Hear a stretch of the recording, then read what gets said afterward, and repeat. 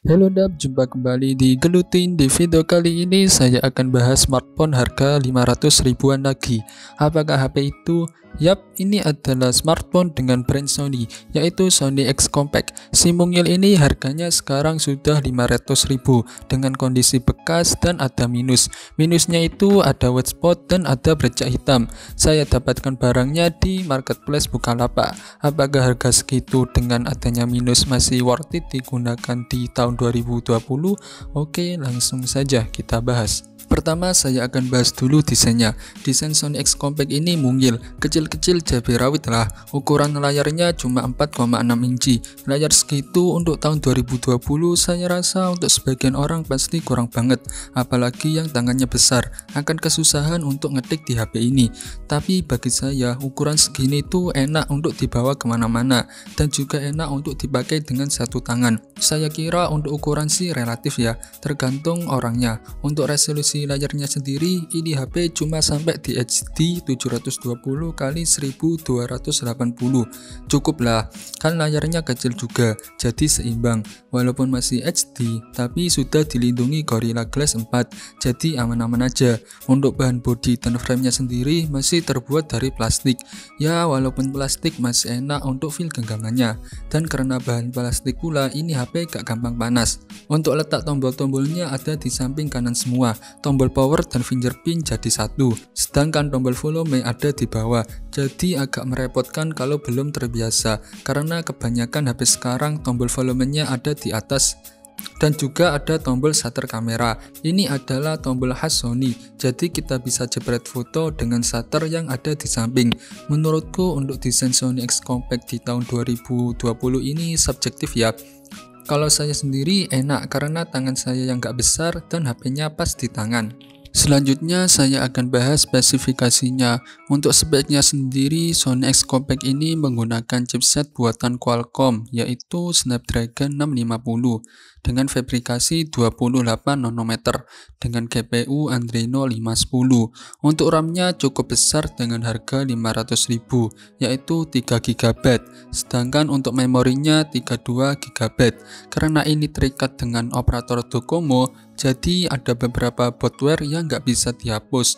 Efek botware-nya itu ngaruh ke RAM dan ROM-nya. Untuk ROM-nya kemakan 10 GB dan untuk RAM-nya kemakan 1 GB. Cukup menyedihkan, tapi nggak apa-apa. Kalau kalian kurang dengan memorinya, kalian bisa nambah. Untuk operasi sistemnya, ini HP mentok di Android 8 Oreo. Tapi kalau nggak ingin terlalu panas, enak di Android 7 Marshmallow. Untuk skor Antutunya belum sampai 100 ribu, cuma 90 ribuan. Sudah cukup untuk bermain game-game berat walaupun grafik standar. Untuk pembahasan lebih tentang performa saat main game, ini saya sudah buatkan videonya sendiri. Cek aja di channel ini. Dan juga untuk membuka aplikasi banyak pun masih sanggup, walaupun kadang ada lag sebentar.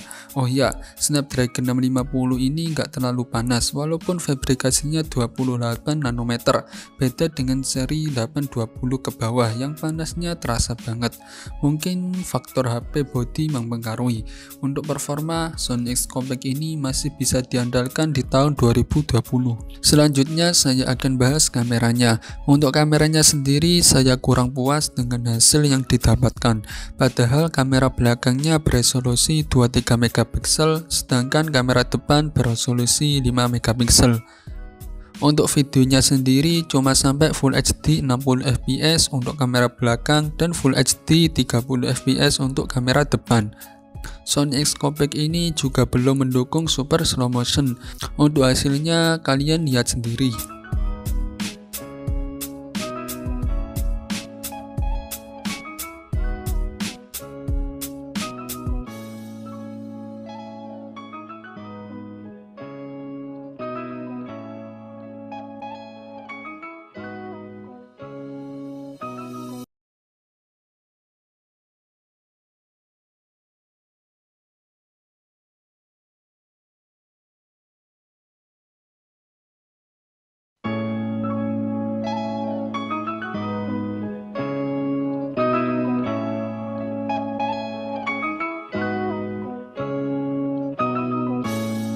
Oh iya, ada satu masalah yang cukup mengganggu, yaitu ketika saat buka aplikasi foto.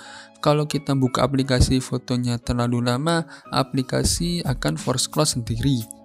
Padahal suhu HP masih dingin. Begitu juga dengan ngerekam video. Kalau kita ngerekam videonya terlalu lama, aplikasinya akan force close sendiri. Menurutku untuk kamera Sony X Compact ini kurang layak dibuat jepret di tahun 2020. Selanjutnya saya akan bahas baterainya. Baterai Sony X Compact ini kapasitasnya cuma 2700 mAh. Kapasitas yang cuma segitu dirasa kurang banget di tahun 2020. Menurutku minimum kapasitas baterai di tahun 2020 itu sebesar 4000 mAh. Nah ini cuma sebesar 2700 mAh. Baterai sebesar itu kalau dibuat nonton video YouTube selama sejam akan berkurang sekitar 20%, boros sekali. Sedangkan untuk bermain game selama sejam berkurang 32%. Untungnya Sony X Compact ini sudah mendukung Quick Charge 3.0 dan Fast Charging 18W. Untuk portnya juga sudah tipe C. Saya coba charging HP ini dari 17 ke 76% membutuhkan waktu 1 jam.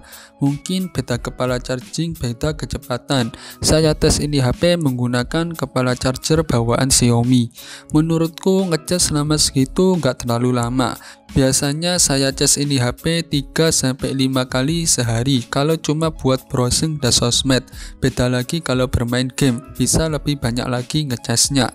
Kesimpulannya baterainya masih bisa dikompromi di tahun 2020.